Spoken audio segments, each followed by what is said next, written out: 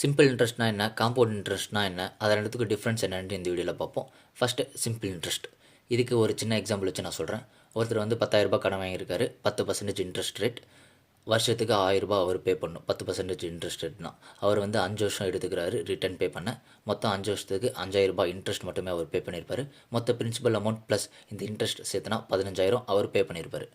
அதே அவர் same amount, same interest rate and same time பீரியடில் காம்பவுண்ட் இன்ட்ரெஸ்ட்டில் வாங்கியிருந்தாருன்னா அவர் எவ்வளோ பே பண்ணியிருப்பார்னு நீங்கள் நினைக்கிறீங்க?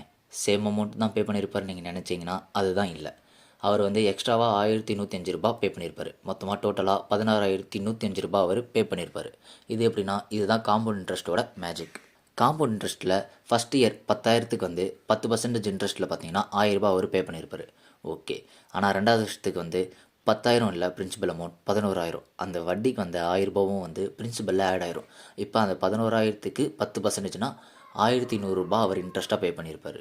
இந்த மாதிரி தான் 5 இயர்ஸ் கழித்து 16,105 அவர் பே பண்ணியிருப்பார். இதுதான் காம்பவுண்ட் இன்ட்ரெஸ்ட்டோட மேஜிக்.